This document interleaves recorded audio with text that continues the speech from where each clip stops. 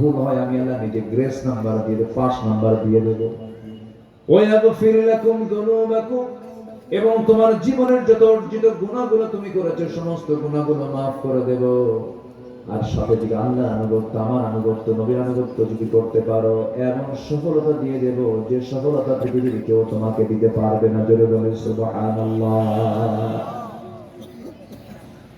এক সাহাবী নবীর সামনে এসে দাঁড়ালেন, বলছেন ইয়া রাসূলুল্লাহ, আমাকে শুধু একটা আমল শিখিয়ে দেন, একটা আমলের বেশি আমি দুটো আমল করব না। রাসূল বললেন, একটা আমল যদি করতে চাও সে আমলটা শিখিয়ে দিচ্ছি। কি? মিথ্যা কথা বলবা না। যাও।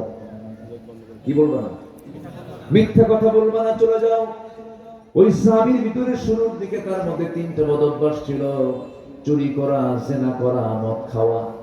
চুরি করা, জিনা করা, মদ খাওয়া, 3টা বদ অভ্যাস ছিল। আমার নবীর সামনে সকালবেলা সাহাবী হাজির হলেন। নবীজি বললেন, সাহাবী রে, গত রাতে তুমি কিসের বোতল হাতে নিয়েছিলা? হুজুর, আল্লাহর কসম করে বলি জীবনের মদের বোতল হাতে নেব না। দ্বিতীয় দিন আবার আসছেন, রাসূল বলেন, গত রাতে সাহাবী তুমি কোন মহিলার ঘরে প্রবেশ করেছিলে? হুজুর, আল্লাহর কসম করে বলি জেনার কাছে আর জীবনে যাব না। আল্লাহু আকবার বলুন। ও সাহাবী, তুমি গত রাতে কোন বাড়িতে চুরির জন্য গিয়েছিলে? হুজুর, আল্লাহর কসম করে বলি, চোখের পানি ফেলতে ফেলতে বলছেন, আপনি আসলেই বিশ্বনবী। হুজুর, কসম করে বলছি জীবনে আর চুরির কাজে যাব না, মিথ্যা কথা আর জীবনে বলবো না। যদি বলি সুবহানাল্লাহ। সত্য মানুষকে জান্নাতের দিকে নিয়ে চলে যায়। একটা মিথ্যা বলতে 1000 মিথ্যা সাজাতে হয়। সোজা দৌড়, সত্য কথা, কোনো সমস্যা নাই। সত্য কথা বললে সমস্যা একটা হয়, কিন্তু মিথ্যা কথা বললে সমস্যা একটা না, হাজারটা হয়ে যায়। এই জন্য 1000 সমস্যার চাইতে সোজা একটা চরিত্র, সত্য কথা বলবো, যা আছে কপালে। আমার বন্ধুগণ, একজন সাহাবীর ভিতরে নতুন ইসলাম কবুল করেছেন, নবীর কাছে বলছেন, হুজুর সব বাদ দেব, কিন্তু আমি একটা জিনিস বাদ দিতে পারবো না। কি? জেনা বাদ দিতে পারবো না। রাসূল বললেন, জেনা তুমি করতে চাও? হ্যাঁ, জেনা করতে চাই। রাসূল বললেন, তোমার বউয়ের সঙ্গে যদি কেউ জেনা করতে আসে তুমি কি করবে? বলো। হুজুর, জবাই করব। কি করব? জবাই করে ফেলবো। যদি তোমার মেয়ের সঙ্গে যদি কেউ জেনা করতে আসে, হুজুর আমি তাকে মানবো না, সহ্য করতে পারবো না। তোমার মার সঙ্গে যদি কেউ জেনা করতে আসে, হুজুর সহ্য হবে না। রাসূল বললেন, ও সাহাবী, তুমি যে জেনা করতে চাও, যে নারীর সঙ্গে জেনা করতে যাবে সে নারী কারো না কারো মেয়ে, কারো না কারো মা, কারো না কারো বোন। সাহাবীর চোখের কোনা বেয়ে বেয়ে টপ টপ করে পানি পড়ছে। বলছে, হুজুর সত্যি আপনি বিশ্ব নবী, আল্লাহর কসম আজকে থেকে জেনা বাদ দিয়ে দিলাম। শুধু আইডিয়া নিতে হবে মাথায়। ভালো হবো না কেন? ভালো হতে বাধ্য হবো আমরা। আমার বন্ধুগণ, 1 নম্বর আমরা শিখে নিলাম, মিথ্যার কাছে যাব না আমরা। নাম্বার 2 হলো আমানতটাকে রক্ষা করব, আমানতের খেয়ানত করব না। যার আমানত ঠিক আছে তার জন্য জান্নাত ঠিক আছে। ধরুন, যিনি দেশের প্রধানমন্ত্রী হবেন, তিনি এই দেশ তার কাছে একটা আমানত, ঠিক কিনা বলেন? আস্তে করে, ঠিক কিনা বলেন? আমানত। আমার আগের যিনি জামালউদ্দিন ভাই সুন্দর কিছু কথা বলেছেন, সাইয়েদনা ওমর ফারুকের কথা বলেছেন। ওমর ফারুক যেদিন রাষ্ট্রের ক্ষমতায় বসেছেন, সেই দিন থেকে শুরু করে নিয়ে মৃত্যুর দিন পর্যন্ত একটা রাত তিনি তার পিঠটাকে বিছানার সঙ্গে আলিঙ্গন করতে দেন নাই। ঘুমটাই হয় নাই তার। রাষ্ট্র তার কাছে কত বড় আমানত ছিল। তিনি ক্ষমতার মসনদে বসলেন, শুকায় শুকায় গেলেন। দিন যায়, শুকে শুকে যেন অসুস্থ হয়ে পড়েন। একদিন দেশে প্রচন্ড অভাব চলছিল, অনটন চলছিল। এই জন্য তিনি রোজা রাখা শুরু করলেন নিজে পার্সোনালি। দেশের জনগণ অভাবে আছে, খাবারের সংকট তৈরি হয়ে গেছে, তিনি রোজা নিজে রেখেছেন। সাইয়েদনা ওমর ফারুকের রোজার কথা শুনে কিছু লোক একটা উট জবাই করেছে। একটা উট জবাই করে উটের গুরুত্বপূর্ণ অংশ, কুচ, কুচ বুঝেন তো? এটাকে কি বলে? পিঠ, কুজের অংশটুকু আর কলিজার অংশটুকু নিয়ে সাইয়েদনা ওমর ফারুকের সামনে হাজির করে বলছে, এই অংশটুকু সুন্দর করে ভুনা করে আপনার সামনে নিয়ে আসছি।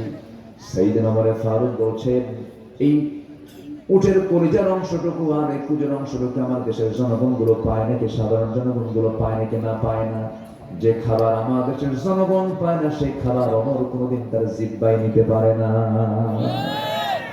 রোজা রেখেছেন সারাদিন না খাওয়া, সন্ধ্যার সময় বললেন জাইতুন নিয়ে আসো, তেল নিয়ে আসো, আর শুকনো রুটি নিয়ে আসো, জবের রুটি নিয়ে আসো। সেই জবের রুটি জাইতুনের মধ্যে ঢেলে ঢেলে চুবায়া চুবায়া শক্ত করে কোনো মতো খাবার থেকে খেয়ে নিয়েছে। সাইয়েদনা ওমর ফারুক মাঝে মাঝে আফসোস করে বলতেন, শোনো রে, ফোরাতের তীরে একটা কুকুর যদি অনাহারে মারা যায়, ইরাকের রাস্তা খারাপের কারণে সে গর্তের মধ্যে উটের পা পরে যদি উটের পা ভেঙে যায়, উটের পা কেন ভাঙলো, কুকুর কেন অনাহারে মারা গেল, কিয়ামতের দিন আমাকে এর জন্য আল্লাহর সামনে জবাব দিতে হবে। কি চিন্তা ছিল তাদের মাথায়, কি আমানতদারিতা তাদের মধ্যে ছিল, কি হিসাব করে তারা চলতেন। সাইয়েদনা ওমর ফারুক রাদিয়াল্লাহু তাআলা আনহু রাষ্ট্র থেকে তিনি এক বোতল মধু পেয়েছেন। কয় বোতল? এক বোতল মধু পেয়েছেন। শুধু তার জন্য নয়, তার ঘরে কিছু অংশ, তার চতুর্পাশে 4টা ঘর, মোট 5টা ঘরের জন্য বরাদ্দ হয়েছে এক বোতল মধু।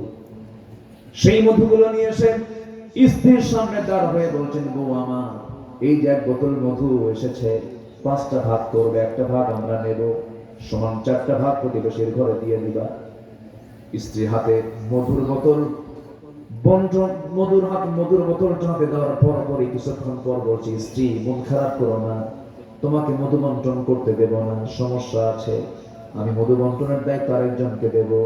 বলেন তো, কোন স্ত্রীর সঙ্গে স্বামী যদি এমন আচরণ করে, মন খারাপ হওয়ার সম্ভাবনা আছে না? না আসতে পারে। এই বউ নাই বাড়িতে? বউ নাই? আছে কিনা বলেন? কি বলবে আপনার বউ? কি করবে? হ্যাঁ, সংসার করবা তুমি? তুমি আমার অবিশ্বাস করো, মুখ বাঁকা করে থাকবে।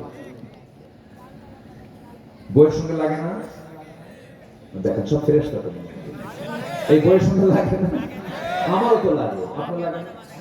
লাগে, ওনারও লাগে, সবারই তো লাগে। লাগে না ভাই?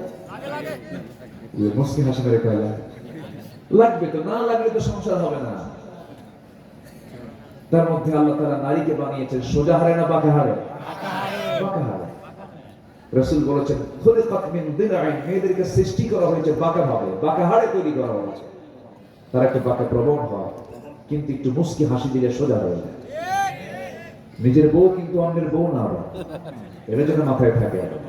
মুস্কি হাসি দিতে হবে কি অন্যের বউয়ের সামনে, নিজের বউয়ের সামনে?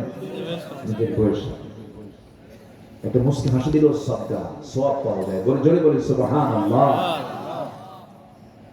স্বামী স্ত্রী ভালোবাসায় শুধু ভালোবাসা নাই, মাওয়াদ্দাতান ওয়া রাহমা, রহমতটাও। আর এই যে গাছতলা, তালতলা, বিভিন্ন রিসর্টে জোড়ায় জোড়ায় যে বসে থাকে, ওর মধ্যে কোনো রহমত আছে না অসুখ? কি রহমত আছে না রোগ আছে? রোগ। এই যে দুনিয়াতে বিভিন্ন রোগ হয় না, এই রোগের মূল কারণ হলো অবাধ যৌনাচার, অবাধ মেলামেশা। জোরে বলি নাউযুবিল্লাহ।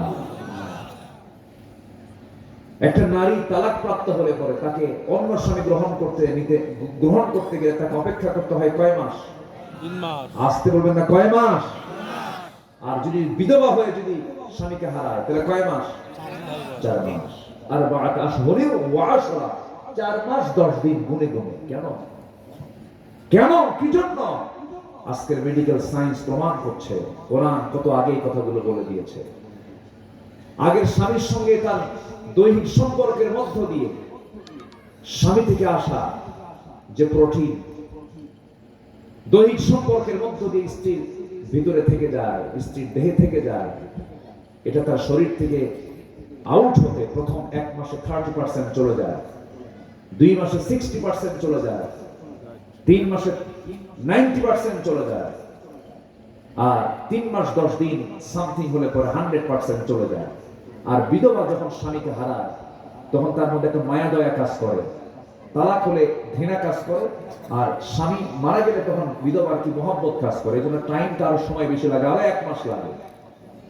4 মাস 10 দিন যখন পার হয়ে যায়, সম্পূর্ণ আগের স্বামী ভেতর থেকে আসা যে প্রোটিনগুলো, সেই প্রোটিনগুলো শরীর থেকে সম্পূর্ণ সরে যায়। সে অন্য স্বামী যখন গ্রহণ করবে তখন সে নতুন রোগে কোনো আক্রান্ত হবে না। কিন্তু দুজন পুরুষের প্রোটিন যদি তার এক নারীর দেহে থাকে, সে নানা রোগ সৃষ্টি করবে, তার শরীরের ভিতরে দানা বাঁধবে এবং সেখান থেকে সমাজে রোগ সৃষ্টি হয়ে সেখান থেকে মহামারী আকার ধারণ করবে। আল্লাহু আকবার বলবেন না? ইসলাম কত সুন্দর। কথা শুনবেন কি? কথা শুনতে রাজি আছেন তো নাকি? জোরে বলি ইনশাআল্লাহ। আজকে জেনা সয়লাব চলছে। বেশ্যাবৃত্তির লাইসেন্স আমার দেশে দেওয়া হয়, আমার দেশে মদের লাইসেন্স দেওয়া হয়। আমরা এগুলো আর দেখতে চাই না। আমরা আগামীতে দেখতে চাই কোরআনের দেশ, ইসলামের দেশ। আল্লাহ কবুল করুন। জোরে বলি আমিন। যুবকরা তোমরাই পারবে, তোমরা পেরেছো, আলহামদুলিল্লাহ। আমি তো মাঝখানে হতাশ হয়েছিলাম। আমার ব্যক্তিগত চিন্তা হতো এরকম মাঝে মাঝে, যুবকরা তো শেষ, ডিভাইস পাইছে, মাদকাসক্ত, জেনা, ব্যভিচার, তারপরে কি বলে ইয়াবা, ফেন্সিডি, কত কি দিয়ে দেশের যুব সমাজ মনে শেষ হয়ে গেছে। কিন্তু না, জাফে মাতাল তাহলে ঠিক ছিল। আল্লাহু আকবার বলেন। জায়গা মতো নখ দিয়ে দুপুর বেলার খাবার যার জন্য রান্না হয়েছে তাকে না খাওয়ায় দিয়ে নিজেরা খেয়ে ফেলছে। আল্লাহু আকবার বলেন। গণভবন সেদিন গণভবন রূপ নিয়েছে। সেদিন ব্যক্তি ভবন হয়নি, সেদিন হয়ে গেছে গণভবন, সবার ভবন। আল্লাহু আকবার। যুবকরা তোমার শুধু এখন কোরআনের রঙে রঙিন হও। সিবগাতাল্লাহ ওয়া মান আহসানু মিনাল্লাহি সিবগা। কোরআনের রঙে রঙিন হয়ে যাও, তোমার জীবনটা ধন্য হয়ে যাবে।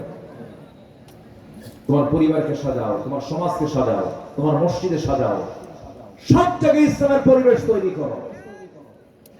আল্লাহ কবুল করুন। জোরে বলি আমিন। ওমর ফারুকের নাম মনে আছে তো আপনাদের? চিনেন তো সবাই? কয় নাম্বার খলিফা? কয় নাম্বার? অনেক দিন আগে এক মাহফিলে বললাম ওমর ফারুককে চিনেন কে? সামনে থেকে এক ছেলে দাঁড়ায় বলে, হুজুর আমি চিনি। কে? আমাদের বাড়ির দোতলায় ভাড়া থাকে। ও যা বুঝছে তাই বলছে। বললাম তুমি 100 100 পাইছো কেন? ওর যে এলেম সে এলেম অনুযায়ী তো বলছে। সাইয়েদনা ওমর বউকে বললেন, মধুর বোতল তুমি আমাকে ফেরত দাও। একটু মন খারাপ করলো। মন খারাপ করার পরেও সেই সময় তিনি কোনো জবাব দিলেন না। সেই বোতল নিয়ে চলে গেছেন প্রতিবেশীর ঘরে, গিয়ে বলছেন, প্রতিবেশী এই যে মধুর বোতল দিয়ে গেলাম, 5টা ভাগ করবা, একটা ভাগ আমারে দিবা। একটা ভাগ তিনি নিয়ে নিজের ঘরে ঢুকে বউকে সালাম দিয়ে বলছেন, বউ আমার, আমি তোমাকে খুব মহব্বত করি, খুব ভালোবাসি। ওমর ফারুকের নাম শুনলে মনে হয় নরম না গরম? নরম না গরম? দারুণ গরম। রোম পারস্য কাঁপতো। রোম পারস্য কি হতো? কাঁপতো, থরথর করে কাঁপতো। এত বড় দাপুটে নেতা ছিলেন তিনি। তার নাম শুনলে পরে রোম পারস্যের লোকগুলো থরথর করে কাঁপতো। কি অমর তিনি ছিলেন। সবাই হিজরত করেছে দিনের রাতের আধারে। সাইয়েদনা ওমর ফারুক সকালবেলা গিয়ে নবীর ঘরে, নবী নাই। আবু জেহেলকে এসে বলতেছে, আবু জেহেল রাসূল কই? জানি না। তুই জানিস না কেন? আল্লাহু আকবার বলবেন না? তুই জানিস না কেন? তুই তো শত্রু আমার। রাসূল গেল কই? রাসূলের একটা চুল পরিমাণ ক্ষতি হলে তোরে ছাড়ব না। আল্লাহু আকবার বলবেন না? শেষ উনি বললেন, যে মক্কায় রাসূল নাই সে মক্কা আমি থেকে গেলাম, যা হাত তোরা, আমি চলে গেলাম মদিনায়। আল্লাহু আকবার। কি সাহসী মানুষ তিনি ছিলেন। সেই ওমর ফারুক বইয়ের কাছে খুব নরম ছিল। আলহামদুলিল্লাহ বলবেন না? ওই জায়গায় নরম না হলে উপায় নাই। কোন উপায় না। এক লোক বিচারের জন্য আসছে সাইয়েদনা ওমর ফারুকের কাছে, এসে বলতেছে, জিজ্ঞাসা করলো বউ নিয়ে গন্ডগোল, বউ নিয়ে সমস্যা। এসে বসে আছে কাছারি ঘরে, কাছারি ঘর পর্যন্ত এখন যেটাকে বলে ওয়েটিং রুম অথবা ড্রয়িং রুম, যেটাই বলেন, এখন তো সব কত কি ফাংশন হয়ে গেছে। এখন কাছারি ঘরে বসে আছে। ভিতরে সাইয়েদনা ওমর ফারুক এবং তার স্ত্রীর মধ্যে একটা বাক বিতণ্ডা চলছে। এটা ওনার কানে গেছে। এটা দেখে ভাবলো যে কি বিচার চাবো, আর গন্ডগোল নিজের ঘরে চলে যাচ্ছে। সাইয়েদনা ওমর ফারুক বের হয়ে বলছে, তুমি চলে যাচ্ছ কেন? সমস্যা জানিয়ে আসছিলাম, সেই সমস্যা আপনার ঘরে। সাইয়েদনা ওমর ফারুক বললেন, কি হয়েছে, সমস্যা বলো। আমার বউয়ের সঙ্গে আমার গন্ডগোল, এসে দেখে আপনার বউয়ের সঙ্গে আপনার গন্ডগোল। আপনি কি করবেন? সাইয়েদনা ওমর ফারুক